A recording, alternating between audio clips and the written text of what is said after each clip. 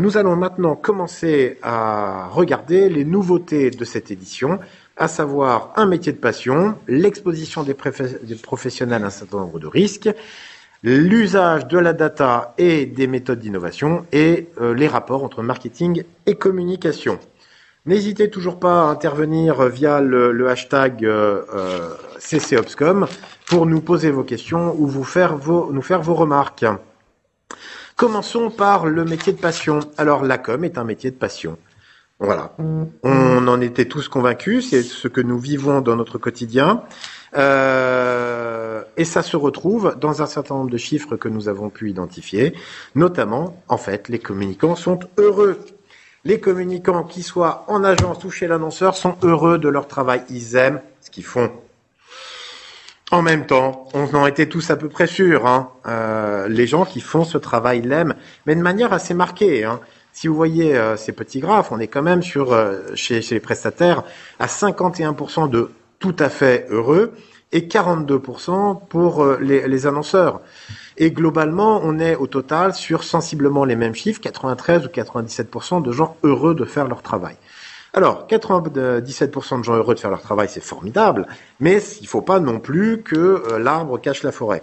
Et ce bonheur, en fait, cache peut-être aussi des sujets auxquels il faut prêter une attention certaine. D'abord, celui de la charge de travail. En fait, les professionnels ont une charge de travail assez lourde. Si vous voyez là sur ce slide, non seulement les professionnels ont une charge de travail assez élevée, mais c'est encore plus le cas pour les annonceurs. La grande majorité des professionnels décrit un rythme de travail soutenu ou chargé, mais c'est encore plus fort pour les annonceurs. Alors, nous parlions de la charge de travail. Cette charge de travail, attendez, excusez-moi, oui, pardon. Elle est globalement jugée comme lourde par l'ensemble des acteurs, surtout par les annonceurs. Et c'est important de bien garder ça en tête. Tout à l'heure, on parlera par exemple d'un certain nombre d'éléments en matière de relations annonceur-agence. Gardez en tête cette notion de charge de travail, elle nous servira probablement à expliquer certaines situations. Côté agence et prestataires, on a observé une situation très contrastée entre agence et indépendants freelance. Alors au début, on s'est dit, c'est parce que les freelances ont la plus de possibilités de gérer leur charge de travail, des choses comme ça.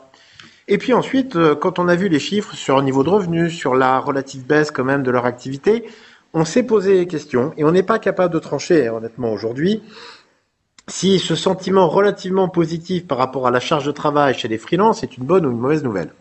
Est-ce que c'est effectivement que le choix de l'indépendance, c'est la possibilité de bien gérer les différents aspects de sa vie, d'équilibrer vie pro, vie perso, ou est-ce que l'indépendance s'accompagne d'un niveau d'activité un peu trop faible qui fait qu'on est peut-être moins chargé, mais peut-être surtout pas assez chargé. On n'est pas aujourd'hui capable de trancher, mais c'est vrai que les autres chiffres qu'on a vus à côté nous fait plutôt redouter cette deuxième hypothèse. Alors il y a la passion, mais il y a aussi forcément l'exposition. C'est que peut-être par la charge de travail, peut-être pour d'autres raisons,